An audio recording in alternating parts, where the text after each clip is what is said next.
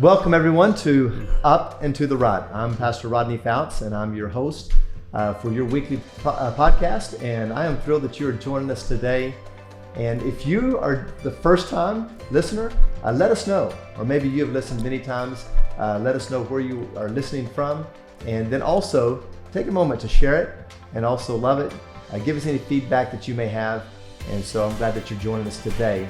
And so today we have a very special guest, and that is Pastor Misael Lucano. And I'm so glad that you're joining us today. Hey, what a joy to be here with you, Pastor. My goodness, thank you again for inviting me to come. Well, you're a joy to me. I love your smiling face, the energy that you give, your passion for Jesus, your love for people, and you're a beautiful, amazing family. Thank you, Pastor. Thank you so much. And so you came here last October. That's We're right. meant for just a 2 to 3 week trip, which turned into now it's going to be about a 9-month trip. That's right. And so you got here planning on going back, and then right before you're going back, they shut down the borders in Bolivia so that you could not get out of the United States. That's right. And, we were just thinking about it the other day, and my goodness, because it was a time where we didn't know what we were going to be doing with our family. And so, God has been amazing and just walking us through this time and season. It was good. It was good. Yeah. Well, out of our relationship, and then you had actually been attending North Church a little bit, we decided to just put you on as a church planning resident. And so you have been full-time at the church for the last many months. And so we have been thrilled to be able to have you serving in a number of capacities to help us grow and to reach more people. And obviously one of those is the Spanish-speaking community that has grown immensely over the last many months. And it's been a lot part of obviously the leadership of Pastor Carlos and Alba, but then also you and Danielle. Well, yeah, it has been just amazing for us as a family to be serving in the church and with the team, the amazing team that North has. It has been just an incredible time of growth and just serving people, loving God. And oh man, it's been awesome, Pastor. Yeah. Well, why don't you tell us a little bit about your family? Hey, well, because you got the most amazing family. You got a beautiful family, loving family. I'm very honored to be able to know your family. Well, thank you, Pastor. Well, when I graduated from school, I moved to Paraguay. This is in 2004. And there is where I met Daniela. She's from the country of Paraguay in South America. And we married.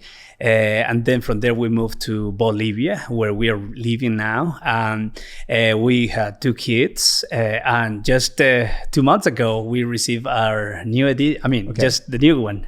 Well, let's show your family. Here's the first pic of your family. Yeah. So introduce who you have here. Well, there's Mateo. He's 11. Mariana, she's 7 years old, and Daniela, the beautiful girl the Lord gave me. And so it's been. That's our family. And there she is. That's the newest addition. Yes, that's Ana Elena. And so she was born 2 months ago. Here, so she is a U.S. citizen. Yes. We're kind of international. Our 2 kids were born in Bolivia. And so I was born in Peru. Daniela's from Paraguay, and she's the American of the family. Wow. You got all those countries involved. That's great. Yes, sir.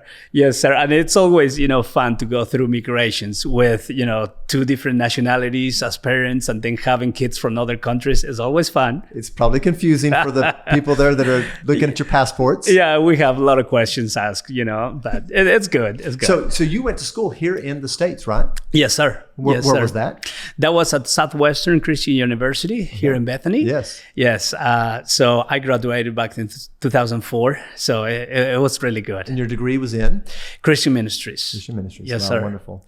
Well, hey, thank you for joining us today. We're thrilled, and we have been so thrilled to be a part of hopefully investing a little bit more in you, because I know that you've invested greatly in us. So we're going to talk it over a little bit more about what God has done in Misael's life. I know that you're going to learn. So let's talk it over.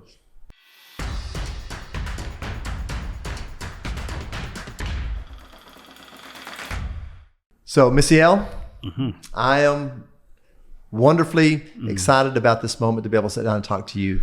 Talk a little bit about ministry. So tell us a little bit about your call into ministry. Well, both of my parents, they are pastors. They are church planters also, and I grew up just watching them serve people and planting churches. But Pastor, you know what? I didn't want to do it at first. I just had different plans.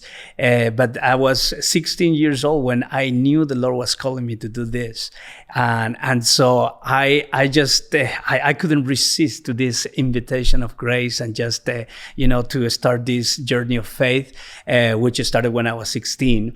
And back in that time, my only prayer was, Lord, would you give me an opportunity to go to school and to get prepared and to do ministry, and just in a different capacity, And so that was my only prayer, Lord, I'm going to serve you, and I just want to believe that you will open some doors for me to get an education.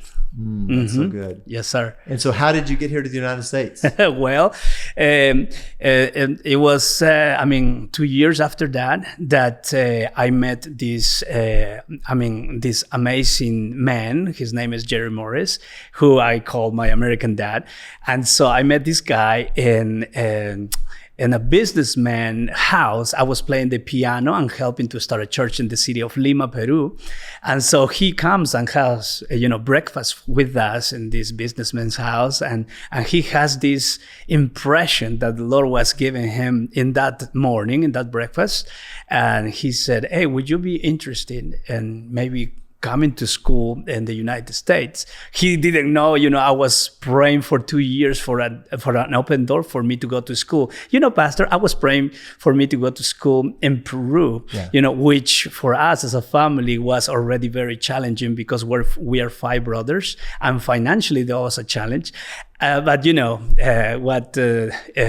the Apostle Paul says that God can do more than we can even ask or imagine. And, the Lord opened this opportunity for me to come here to the States through this man. And of course, there was this little problem that I didn't speak any English at that time. And, I didn't have the resources to come here. So it was just that opportunity that opened. So that's what got us started. For me. So obviously God provided a lot of miracles to provide for your schooling, to make it happen. Yes, sir. Yes, sir. I still remember when my mom was packing, everything for me in that little suitcase. But just like you're saying, Pastor, lots of miracles, because at first I went to the embassy, and they look at me and they were like, you don't have anything, why? You don't even speak English. So they denied my visa. So, and then, I was like, wow, how is this going to happen? And then, I just went to my room that day, because I still remember like it was yesterday, when I still remember the face of the consulate there at the embassy in Lima, Peru, telling me, that I was too poor to come here. So, which was true in some sense. Financially, we couldn't afford, not even for a ticket. But I went and prayed. I said, Lord, if you're going to open door for me, I'm just going to wait and see and believe that you're going to do the impossible. Little did I know that the Lord would move some doors, would open for me to even have a man from a Congress here in Washington. He didn't know me, but he wrote a letter so I could come. He wrote it to the ambassador down there, for me, for them to give me the visa. So it was just amazing. Like 3 weeks after I got denied the visa, I went back to the embassy with this letter that I got, from the government here. And so I went and showed it to the people there at the embassy. They got me right in. And then, I had the same consular. So he's like, who do you know in Washington, It's not who you know, it's who God knows. That's right. I do believe that. Yes. So it's been, just lots of miracles, and the Lord has been so good. So when you graduated from, Southeastern Christian, you went back to Latin America. Yes. Well, at first, Pastor, I really like and love the United States. Yeah. And so I was hoping the Lord was going to use me here at that time, but I just knew the Lord was calling me back to go back to South America. Yeah. So back in 2004 is when I moved back to South America, to the country of Paraguay. Yeah. Yes, sir. And you went to work at a church there. That's right. And you first walked in and you saw your next miracle. Yes, she was leading praise and worship at this church, and I just say, "Wow," Wow. Yeah, I just say, "Wow." So, but at first we, of course, we were friends, and I was just very into the work of ministry, and for 2 years we were really good friends, serving together and starting even churches with this church, and then of course at the second year, at the end of that second year is when I was like, wow, this girl, has to be my wife. So anyway, it's when we started dating and all that. So that's terrific. So why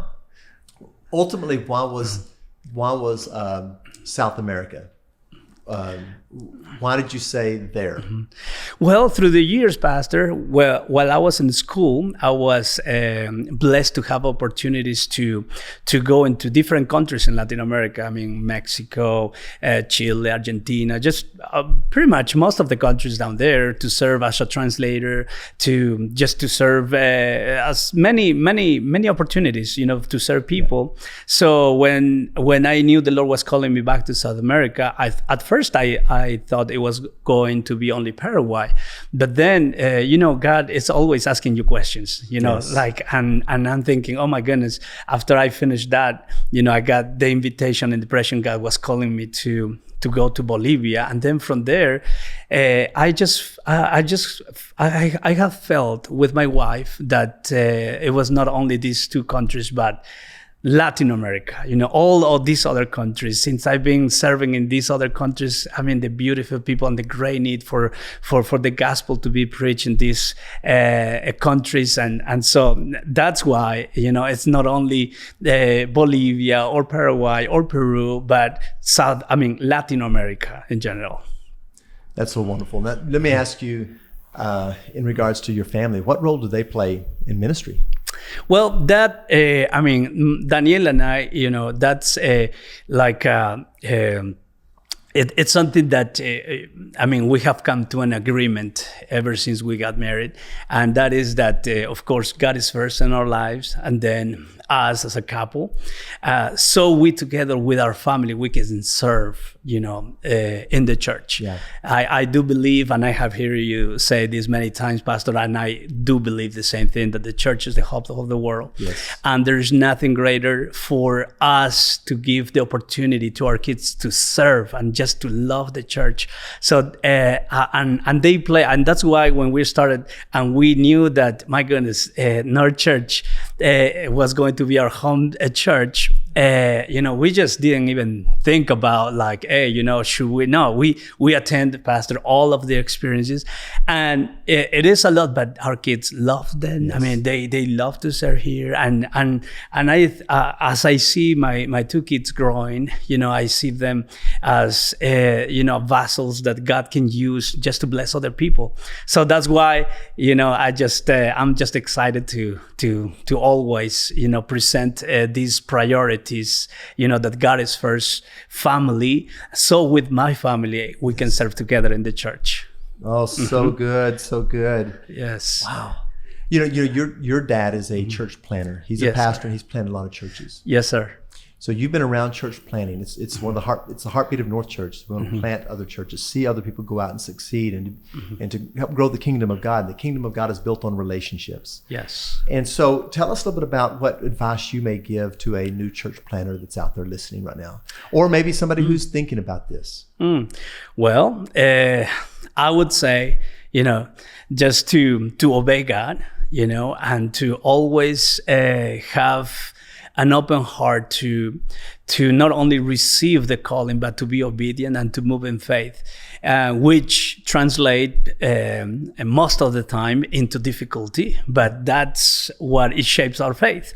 And to never stop, limited God to what He can do through you, through your life, and we are always saying with Daniela, we are not gonna insult God with a small thinking or small believing, and just even if we at the time we're not able to maybe measure to what is needed, but we're still gonna believe in big, because we Yes. serve a big God. Yeah.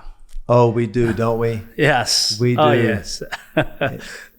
So you're looking at leaving when and heading back to Bolivia.